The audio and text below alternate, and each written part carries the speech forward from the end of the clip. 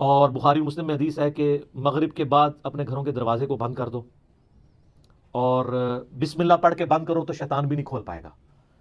ورنہ تو یہ جو لوگ کہتے ہیں نا ہم جنات سے اتنا کام لیتے ہیں، تو کوئی بینک سے پیسے چوری کروا کے بتائیں. دنیا کا نظام نہیں چل سکتا. اللہ تعالیٰ نے یہ جو ہرڈل ہے وہ سب کے لیے رکھی ہوئی ہے.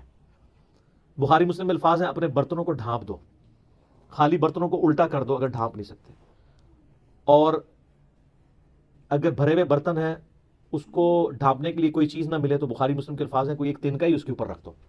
اور مسلم شریف میں حدیث ہے کہ ایک رات سال میں ایسی آتی ہے جس میں اللہ تعالیٰ کی طرف سے کئی ایک مرض آتے ہیں اور وہ ایسے برتن میں داخل ہو جاتے ہیں جن برتنوں کو کھلا رکھا ہوا ہوتا ہے. تو نبی صلی اللہ علیہ وسلم نے یہ ساری انسٹرکشنز فرمائی. پھر بخاری مسلم میں یہ بھی حدیث ہے کہ نبی علیہ السلام فرمایا رات کو چراغ بجھا کے سو. بعض اوقات آپ علیہ السلام نے فرمایا کہ جو وہ چوہا ہے وہ دیے کی بتی کو لے جاتا ہے اور گھر میں آگ لگ جاتی ہے. بلکہ بخاری مسلم میں یہ بھی موجود ہے کہ نبی علیہ السلام کے مبارک زمانے میں ایک گھر کو آگ لگی اور سارے گھر والے جل گئے اور وہ اسی طرح لگی تو آپ علیہ السلام نے منع فرمایا. اور اس کو آپ آج کل کے اعتبار سے دیکھ لیں، یہ سوئی گیس کے ہیٹر یا اور بھی آگ والی کوئی بھی چیزیں رات کو بند کر کے سونا چاہیے. آئے دن ابھی تک واقعات ہو رہے ہیں کہ لوگ مرتے ہیں. لوڈ شیڈنگ ہوتی ہے، جب گیس آتی ہے تو آٹومیٹک ہیٹر تو آپ کو پتا ہے 15-20 ہزار روپے کا ملتا ہے.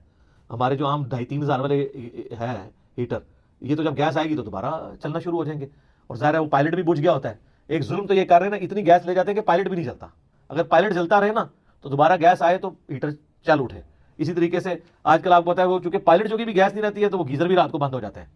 ورنہ پہلے جو لوڈ شیڈنگ ہوا کرتی تھی نا اس میں پائلٹ بند نہیں ہوتا تھا، اتنی گیس ضرور رکھتے تھے تو رات کو جب صبح فجر کے وقت جب گیس واپس آتی تھی تو دوبارہ گیزر. اب تو روزانہ گیزر بھی آن کرنا پڑتا ہے. آٹومیٹک تو تھوڑے لوگ افورڈ کر سکتے ہیں، اتنے مہنگے ہیں. تو یہ چیزیں ضرور ہیں. باقی یہ توہمات ہیں کہ جی گھر کی منڈیر پہ کوا بیٹھ جائے تو مہمان آ رہا ہے، کالی بلی راستہ کاٹ دے تو یہ کوئی نحوست ہے، شیشہ ٹوٹ جانے کو نحوست سمجھتے ہیں. اچھا کہتے ہیں جوتی پہ جوتی چڑھی ہو تو سفر لکھا ہے. تو میں اکثر کہتا ہوں میری جوتی پہ جوتی چڑھا دیں آپ روزانہ کے لیے، میں تو جاتا ہی نہیں ہوں کہیں. اس طرح سفر نہیں ہوتا. آٹومیٹکلی بھی کئی بار میری جوتی پہ جوتی چڑھی ہوتی ہے، میں تو مہینوں نہیں نکلتا ہوں، ضرورت ہی نہیں پڑتی. تو یہ ہیں ساری چیزیں جو توہمات سے تعلق رکھتی ہیں، اور نبی علیہ السلام نے ان چیزوں کو کنڈیم فرمایا. قرآن حکیم میں واضح آیت ہے سورہ بنی اسرائیل میں 36 نمبر آیت، جو 10 کمانڈمنٹس آئی ہیں نا، 9th کمانڈ ہے وَلَا تَقْفُ مَا لَيْسَ لَكَ بِهِ عِلْمٌ إِنَّ السَّمْعَ وَالْبَصَرَ وَالْفُؤَادَ كُلُّ أُولَٰئِكَ كَانَ عَنْهُ مسؤولا. اے انسان کسی چیز کی پیروی اس وقت تک مت کر جب تک کہ تیرے پاس اس کے بارے میں ڈیفینیٹ علم نہ آ جائے. بے شک کان، آنکھیں اور عقل، دل یا دماغ کوئی بھی چیز، عقل، اس کے بارے میں تم سے پوچھا جائے گا. ان 3 چیزوں کو استعمال کر کے تم نے حق بات تک پہنچنے کی کوشش کیوں نہیں کی؟ اور یہ زلزلہ کیوں آتا ہے؟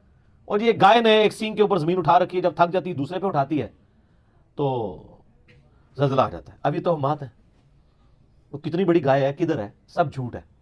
اسلام ان چیزوں کو نہیں مانتا. یا سائنس پروف کر دے مانیں گے. ایکوائرڈ نالج بھی ڈیفینیٹ ہے، ریویلڈ نالج بھی ڈیفینیٹ ہے. لیکن ایکوائرڈ نالج وہ جو یعنی سرٹیفائیڈ ہو تجربات سے. مثلا یہ چیز بالکل اسٹیبلش ہے کہ پیٹرول سے آگ بھڑکتی ہے، کبھی ایسا نہیں ہوا کہ آگ کے اوپر پیٹرول پھینکا جائے تو پانی کی طرح اس کو بجھا دے. تو یہ بالکل definite physical phenomena of nature ہے. یہ قرآن و سنت کی اتنا حجت ہے، اتنا حجت ہے کہ آپ دیکھیں حضرت ابراہیم علیہ السلام نے نمرود کو جس دلیل پہ خاموش کروایا تھا وہ ہے یہی تھی کہ میرا رب وہ ہے جو مشرق سے سورج نکالتا ہے، اگر تو رب ہے تو مغرب سے نکال کے بتا. تو ہکا بکا رہ گیا تھا کافر. اب یہ سائنٹیفک ایک فینومینا تھا جو حضرت ابراہیم علیہ السلام نے سامنے پیش کیا. اللہ تعالیٰ کے جو یہ فزیکل فینومینا ہے اتنے محکم ہے کہ کبھی کبھار ہی ٹوٹتے ہیں. آگ ایک ہی دفعہ ٹھنڈی ہوئی ہے ابراہیم علیہ السلام کے لیے، روز روز تو نہیں ہوتی. کعبے کو بھی اللہ تعالیٰ نے ابرا کے لشکر سے ایک ہی دفعہ بچایا ہے. اس کے بعد تو یزید کے دور میں خانہ کعبہ کے اوپر چڑھائی ہوئی ہے اور غلاف کعبہ کا کچھ حصہ جل گیا. اس کے بعد پھر حجاج بن یوسف کی چڑھائی کے دوران خانہ کعبہ کی دیواریں منہدم ہو گئی، کچھ نہیں ہوا. واقعہ حرہ میں مدینہ شریف کی حرمت پر مال ہوئی. دنیا بقدر ایفرٹ ہے. آپ لاکھ کہتے ہیں بزرگوں نے دنیا کا نظام سنبھالا ہوا ہے، کوئی فرق نہیں پڑتا. یہ چیزیں بقدر ایفرٹ چل رہی ہوتی ہیں. باقی یہ جتنے توہمات ہیں کہ شام کے وقت جناب وہ آپ جھاڑو نہیں دے سکتے، کیوں نہیں دے سکتے؟ کامن ہے. ناخن نہیں کاٹ سکتے.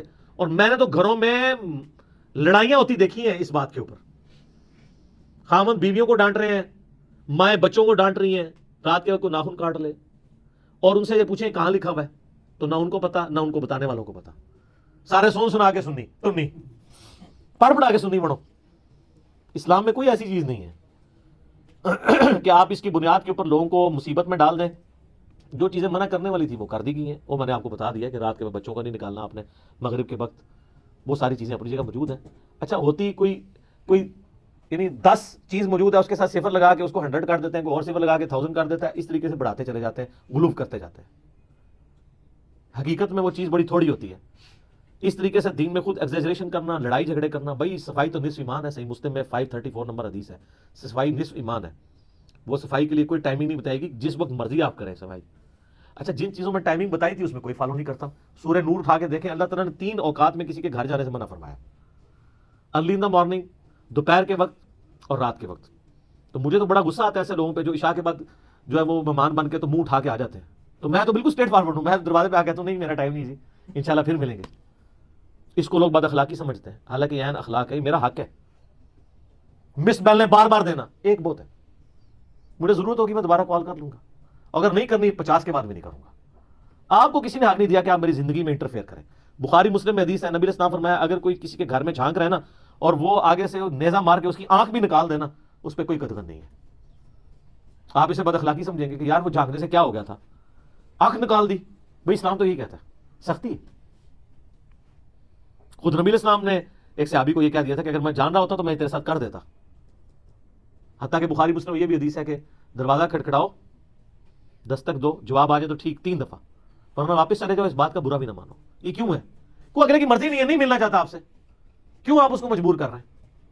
تو یہ سب کی سب چیزیں ہمارے معاشرے میں توہمات چل رہی ہیں، انہی میں سے یہ بھی ہے۔ اسلام یا ایکوائرڈ نالج کو مانتا ہے یا ریویلڈ نالج کو؟ سر پھر گورے کو اسلام ہے نا، گورے کو آپ کہہ دینا کالی بلی آگے سے راستہ کاٹ دے تو نوست ہے، وہ مانے گا؟ ایمانداری سے مجھے بتائیں، نان سینس کیا بات کر رہے ہو، نہیں مانے گا۔ آپ کے اعتقادات جو ہیں وہ گوروں سے بھی گئے گزرے ہیں، تو کر کے دیکھ لیں آپ۔ یہ جو آسٹریلیا کی ٹیم آپ کے ساتھ کر رہی ہے، ان کے آگے کے کالی بلی پھینکے پھر تو انہوں ٹرپل سینچری مارے گا وار میں، کچھ بھی نہیں ہونا۔